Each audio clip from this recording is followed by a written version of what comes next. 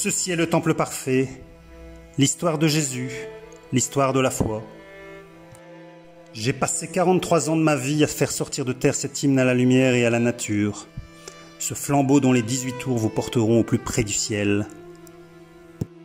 J'ai rêvé la façade de la Nativité, une façade décorée, ornée, ampoulée, exubérante de vitalité, racontant la vie humaine et familiale de Jésus, et dont les portails vous rappellent l'espérance, la charité et la foi.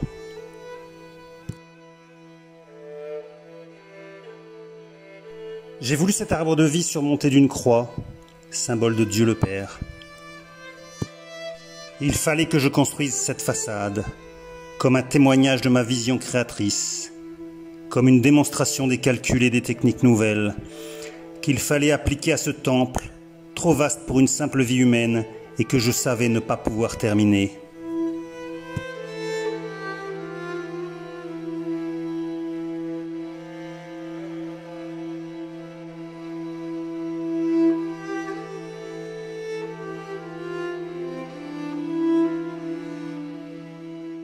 J'ai rêvé la façade de la Passion comme une porte extravagante, une porte qui fasse peur.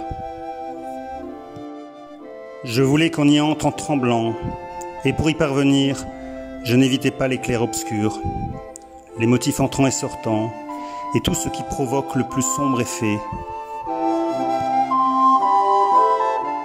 J'étais prêt à sacrifier, mutiler les colonnes, pour faire ressentir l'horreur et la cruauté du sacrifice. Je savais que si je construisais cette façade avant la douce façade de la Nativité, on n'aurait pas compris toute la force du message. Mon successeur l'a construite presque comme je l'avais rêvé.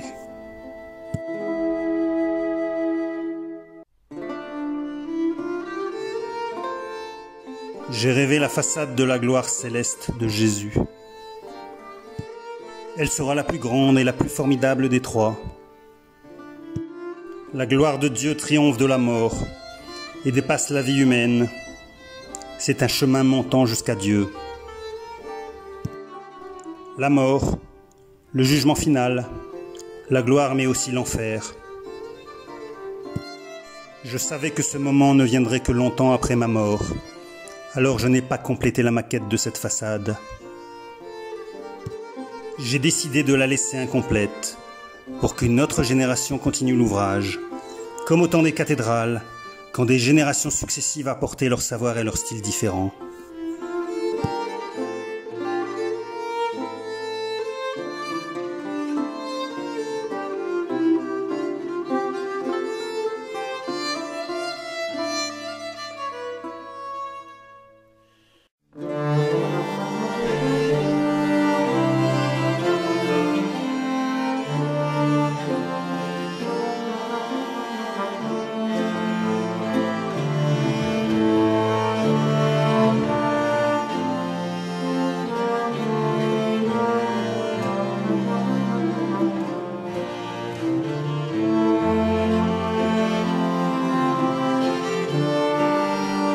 J'ai rêvé d'une nef lumineuse, balayée au long des heures par les rayons du soleil.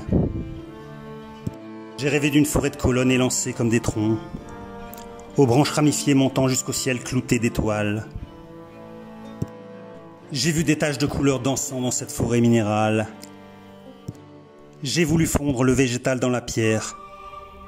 J'ai voulu donner au minéral l'élan irrésistible de la nature vers le ciel.